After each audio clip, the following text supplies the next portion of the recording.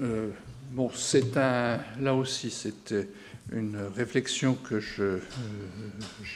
j'engage sur une sourate, sur le rapport entre la transmission manuscrite et les possibilités que nous avons d'éclaircir un peu l'histoire du texte, aussi bien au micro niveau du texte d'une sourate, mais aussi de l'ensemble du texte coranique. Avec tout d'abord une question, est-ce que la sourate 19 est une sourate mécoise ou médinoise? Si j'en parle aujourd'hui, c'est parce que j'ai suivi donc un côté, j'ai pris parti. La tradition voit les choses de manière claire. La sourate 19 est mécoise, c'est-à-dire antérieure à 621, à l'exception des versets 58 et 71 qui sont, pour cette même tradition, médinois. C'est celle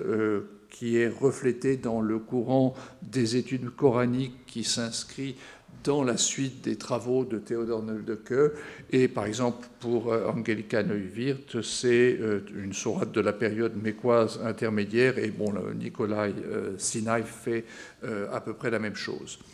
Tous les chercheurs n'adoptent pas cette position. Richard Bell voyait dans cette sourate un texte médinois appuyé, il est vrai, sur une rédaction plus ancienne. Les lettres mystérieuses du début, le verset 1 de la sourate, et les références aux livres dans les versets 16, 41, 51 et 54, comme une sorte de relance du texte, Fathkur fil Kitab, lui faisait conclure, mais ça c'était aussi sa théorie, que la rédaction actuelle est d'époque médinoise, mais il avait des raisons de penser, notamment à cause de l'analyse des rimes, qu'il y avait une version plus ancienne qui était venue initialement. Récemment, dans le Coran des historiens, Guillaume Di affirme, et je le cite, que la sourate 19 est la version retravaillée d'un texte qui a très probablement été composé après, le après est en italique, les conquêtes, en d'autres termes, après 638. Il m'a donc semblé intéressant de revenir sur cette sourate et de voir ce que la transmission manuscrite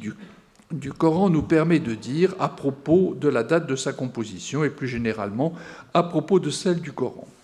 Nous disposons d'une part de témoins du texte qui se rattachent à la famille textuelle qui est très très largement dominante, ce qu'on appelle donc la Vulgate haussmannienne, représentée par un nombre important de manuscrits et qui à l'heure actuelle est représentée par la masse de l'imprimé, mais là je me contenterai de la période qui se termine vers 100 de l'Hégire, c'est-à-dire vers 718-19. De l'autre côté, nous avons un témoin unique, le fameux palimpseste de Sana, que Behnam Sadeghi appelle Sana 1, mais pour en parler ensuite, il utilise une autre désignation pour le texte inférieur que vous voyez à l'écran, dont il parle comme d'une, et je le cite, autre traduction textuelle qu'il appelle C1, C étant pour compagnon. L'appartenance de la couche inférieure du palimpseste à une tradition est une chose, la dénomination des témoins matériels de celle-ci en est une autre. Et donc je conserverai pour ma part le nom qu'il avait proposé pour le manuscrit, Sana 1, et j'appellerai la couche inférieure du texte S1A, dans la mesure où pour moi le manuscrit est quand même une chose importante. Pour la Vulgate, nous disposons par ailleurs, c'est bon de le rappeler, d'une datation au carbone 14 pour le manuscrit de Tübingen, entre 649 et 675, pour le manuscrit de Berlin, Wettstein de 1913, une date entre 662 et 765. Je vous donne ces manuscrits parce que le texte de la sourate 19 figure sur les feuillets du manuscrit, donc en principe sont compris dans la fourchette de datation que je vous donne. Pour ce qui est du palimpseste de Sana, nous avons aussi des dates, même nous en avons plusieurs et peut-être un peu trop. Une première qui avait été proposée justement par Sadeghi dans la première publication qu'il avait faite entre 578 et 669, puis une autre date qui a été obtenue par une équipe franco-italienne entre 543 et 643, avec au sein de cet ensemble, sur un des échantillons, une date entre 433 et 599 qui, bien sûr, doit correspondre à un lapsus de la machine, parce que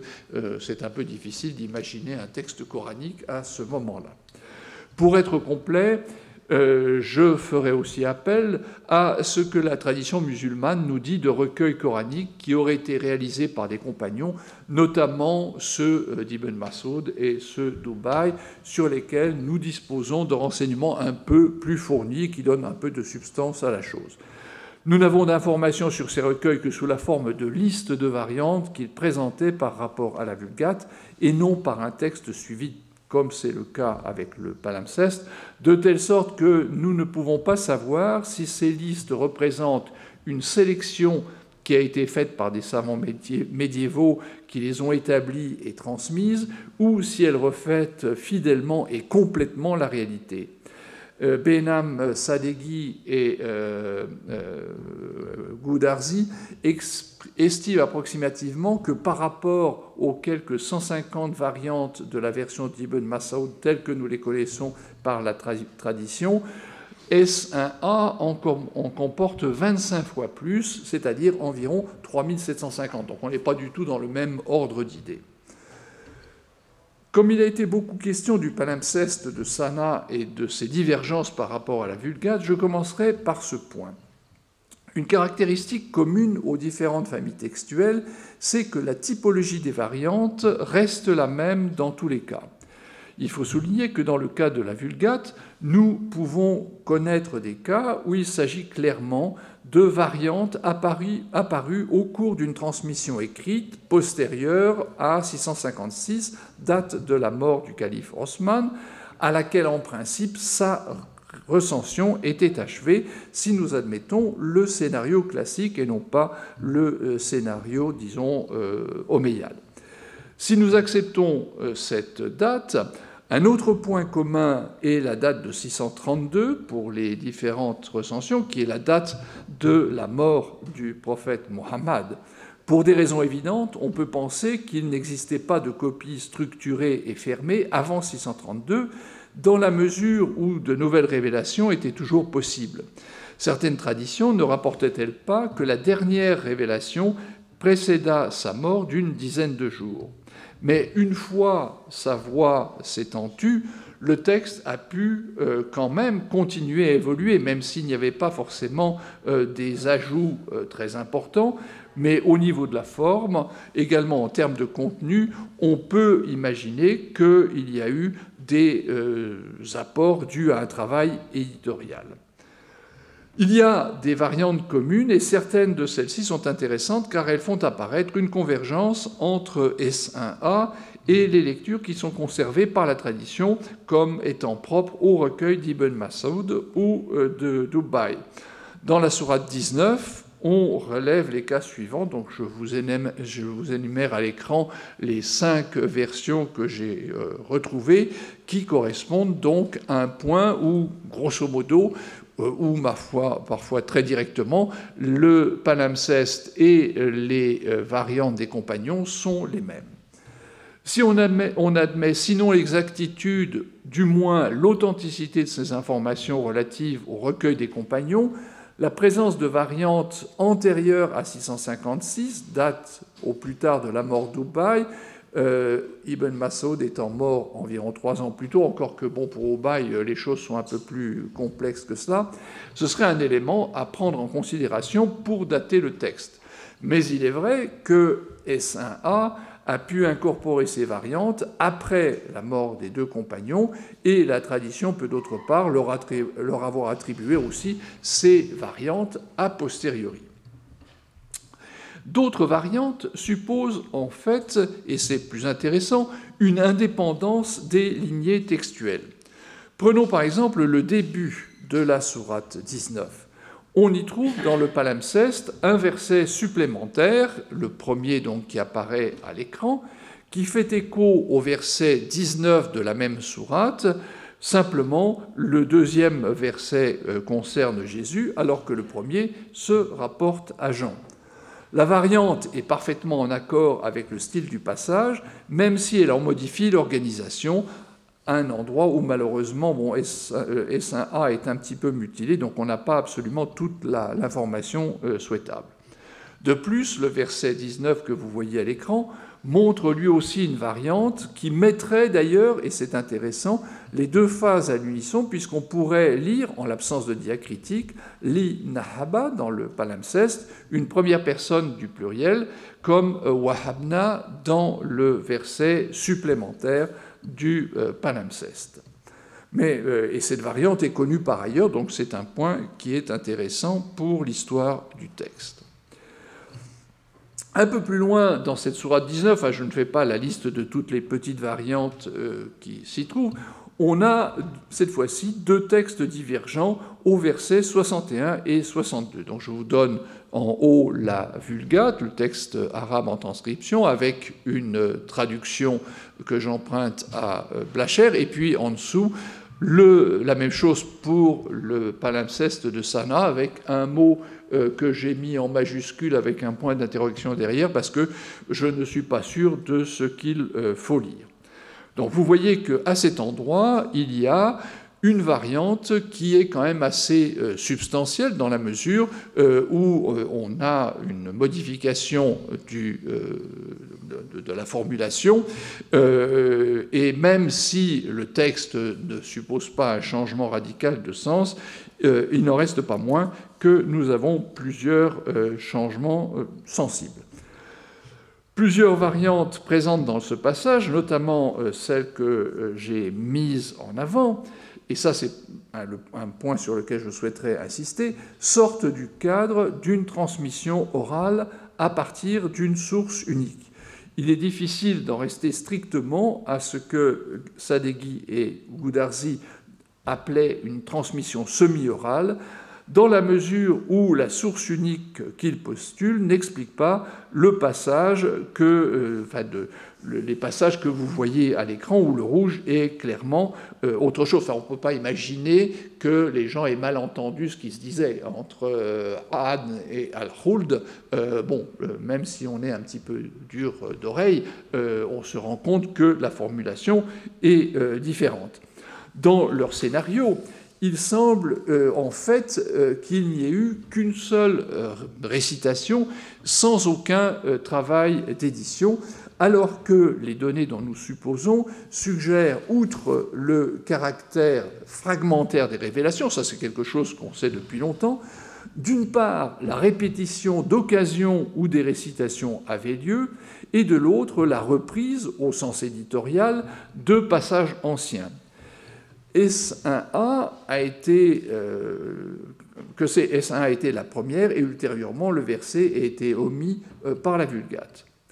Le total des variantes entre S1A et la Vulgate, pour la seule sourate 19, légèrement supérieure à la cinquantaine, est trop élevé, et leur nature trop correcte, au sens qu'il n'y a pas de faute grossière de l'arabe, il n'y a pas de faute de transmission du type de celle qu'on connaît habituellement, enfin du saut du même au même, le copiste qui change un mot parce que c'est plus simple, pour qu'elle se soit glissée dans la tradition manuscrite du texte entre 640 et 670, 670 étant le point le plus tardif des datations au carbone 14 du parchemin, voire même une ou deux décennies plus tard pour laisser un peu de marge. Je dis qu'elles sont trop correctes parce que ces variantes correspondent, comme l'avait déjà souligné Sadeghi à Goudarzi, à la typologie de celles qui sont propres à la tradition de la Vulgate. Vous savez que dans la Vulgate, il y a une quarantaine de variantes du rasm qui sont là depuis une date assez ancienne, qui sont parfaitement intégrées au Qira'at dont il vient d'être question, ou encore à celle des recueils d'Ibn Masoud et d'Ubaï, dont on peut faire la typologie, et on se rend compte qu'elles ont à peu près les mêmes caractéristiques. Seul un tout petit nombre des des variantes qui apparaissent sur S1A peuvent éventuellement être considérées comme des fautes de copie, si l'on veut, mais même celles-là, parfois, sont défendables comme de véritables variantes. Nous avons donc deux textes connus par des témoins que l'on peut placer, donc, encore une fois, en allant au plus tard possible vers 675, qui présentent les indices d'un cheminement indépendant qui n'est pas explicable par une transmission écrite. Dans la transmission d'un texte, on attend en effet que des variantes apparaissent au cours du processus, dues en particulier à des erreurs de copistes dont il existe une typologie tout à fait connue. Mais ces variantes doivent pouvoir être expliquées par rapport à un texte base dont les caractéristiques sont partagées par tous les témoins qui en dérivent. Comme à l'époque où nous nous plaçons, les voyelles n'étaient pas notées, faute d'un système graphique permettant de le faire, et que les diacritiques permettant de distinguer entre eux les homographes, il en a été question à l'instant, n'étaient pratiquement pas employés, nous devons nous limiter aux variantes du rasm, c'est-à-dire du squelette consonantique, ce qui fait que le nombre des variantes potentielles se réduit considérablement. Dans le cas de la Vulgate, il s'agit d'une quarantaine de points du texte où il existe des divergences entre 4 lignes de transmission. Le texte que nous donne à connaître S1A est ce qu'on appelle dans la typologie des manuscrits un unicum, c'est-à-dire que c'est le seul témoin de son espèce, de la famille textuelle qu'il représente.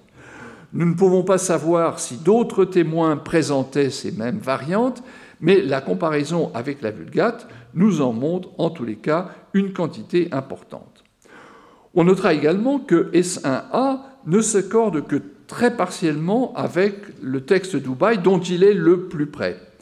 Même si les points où S1A est d'accord avec Ubaï ou même avec Ibn Masoud donnent de la crédibilité à ces listes, il convient de souligner que nous ne savons pas ce que celle-ci, j'insiste là-dessus, représente par rapport au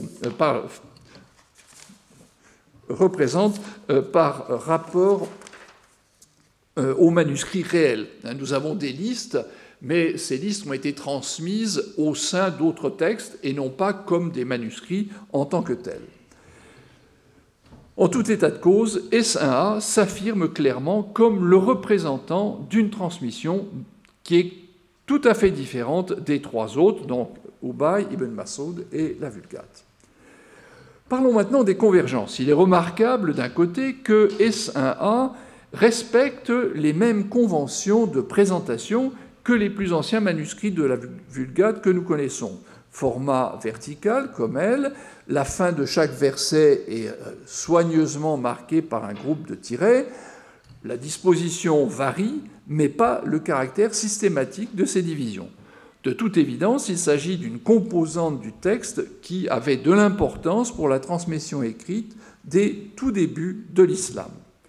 De même, la rime qui précède l'élément matériel dont il vient d'être question présente également une grande stabilité. Dans la majorité des cas, il existe un accord qui s'explique sans doute par la position stratégique, si j'ose dire, de cette composante importante du style coranique, position qui en faisait un élément prégnant du texte au cours de la récitation et qui facilitait donc la mémorisation. Dans la sourate 19, les rimes sont communes aux 2 versions du texte que nous pouvons comparer, c'est-à-dire S1A et la Vulgate, à l'exception de celles qui correspondent à une césure propre à S1A à l'intérieur des versets 21 et 26. Là, je crois que j'ai fait une erreur. Voilà, c'est le texte. J'ai entouré 2 versets qui sont en quelque sorte en plus des divisions de la Vulgate et qui sont un petit peu surprenantes dans la mesure où elles ne riment pas avec le reste. Et ça, en principe, ça permet de détecter une anomalie, enfin anomalie au sens que le texte n'a pas été homogénéisé à cet endroit. Il existe par ailleurs un verset supplémentaire entre la fin du verset 6 et une version abrégée du verset 7, sa rime étant Zakiyan, qui s'intègre dans la séquence du passage. Dans l'équivalent des versets 61 et 62 que j'ai montré tout à l'heure, il n'y a pas de trace de séparation de versets après Matiyan, alors que la Vulgate l'a, mais l'espace qui existe sur le palimpseste permet de penser qu'elle était là avant et qu'elle a été complètement grattée. Cette stabilité des deux composantes formelles, donc la séparation des versets d'une part par un signe spécifique, la rime de l'autre, s'accompagne d'une coïncidence exacte ou presque exacte de la séquence des versets dans la sourate 19 entre Essaim A et la Vulgate.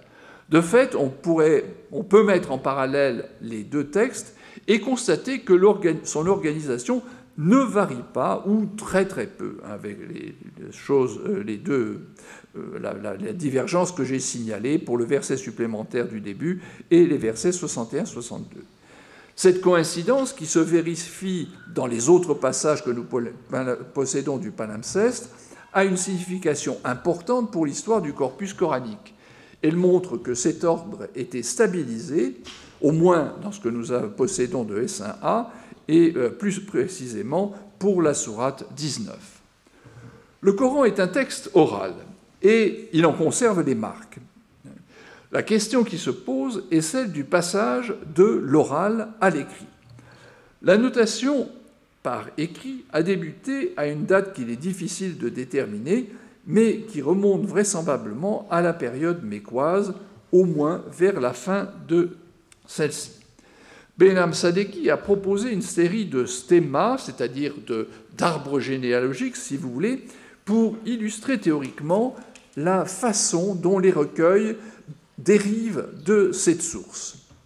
Avec Goudarzi, il suggérait donc, comme je l'ai dit tout à l'heure, une transmission semi-orale, soit sous la forme d'une récitation réalisée en même temps que quelqu'un mettait le texte par écrit, sans que ce soit un mot à mot, soit de mémoire, la personne qui faisait la transcription restituant ce qui venait d'être récité peu avant en sa présence. Le processus, en fait, a pu être beaucoup plus complexe, mais comme ça n'a pas d'incidence directe sur mon propos, je n'entrerai pas dans plus de détails, sauf pour faire observer une chose, c'est que méthodologiquement, si vous voulez, le stemma, ça marche très bien avec les manuscrits, dans la mesure où on a un modèle, puis après ça, les choses qui dérivent. Le seul problème ici, c'est qu'on n'a pas toujours un manuscrit, dans la mesure où le P, pour prophète, vous l'avez compris, c'est pas un manuscrit, c'est un homme. Et donc, comme je l'ai dit, il a pu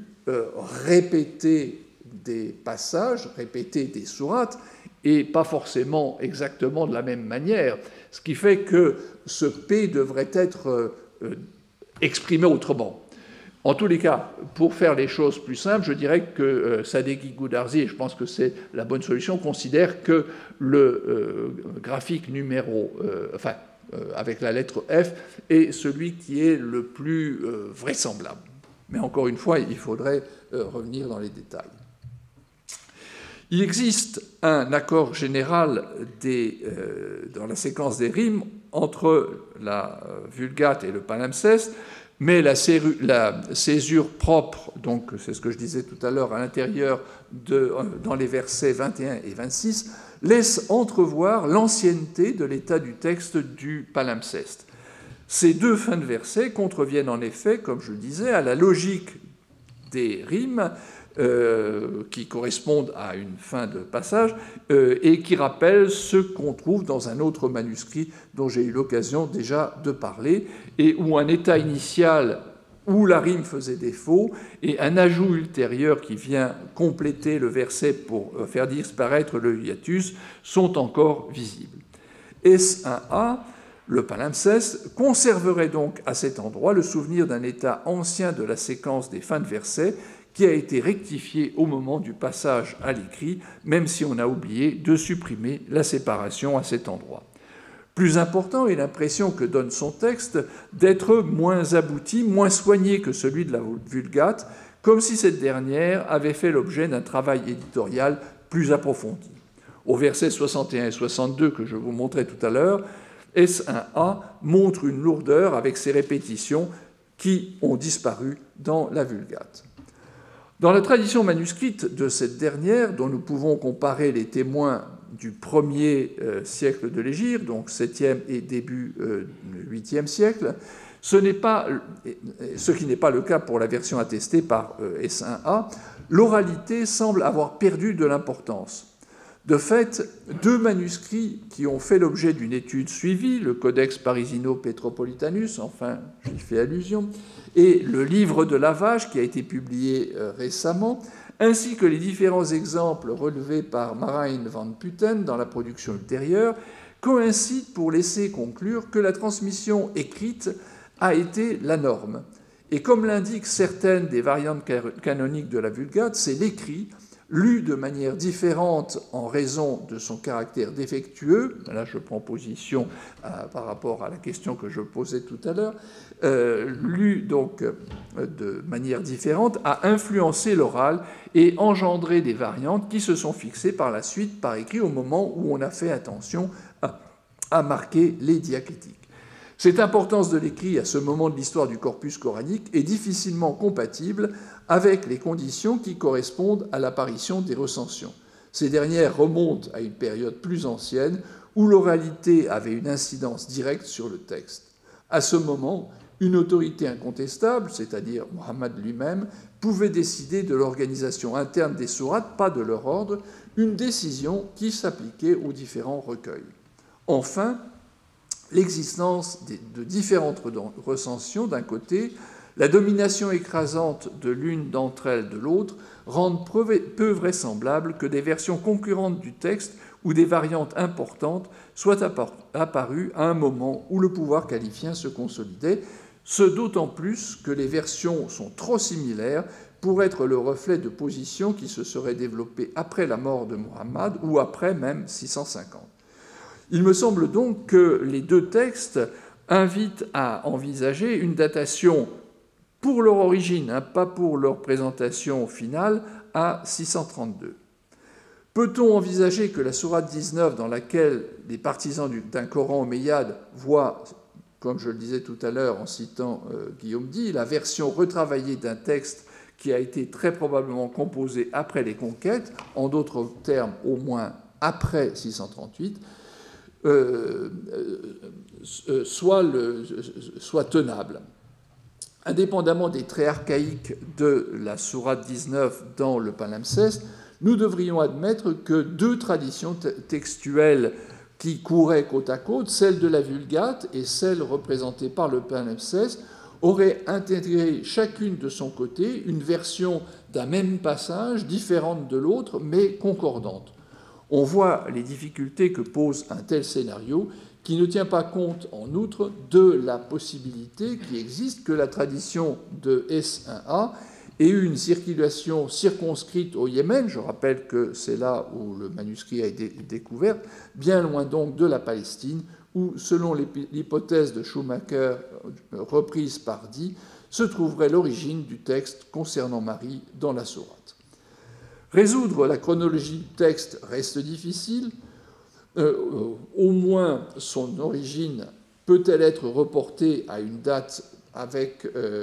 une date ancienne, probablement antérieure, pour l'essentiel, à la mort de Muhammad. Je vous remercie.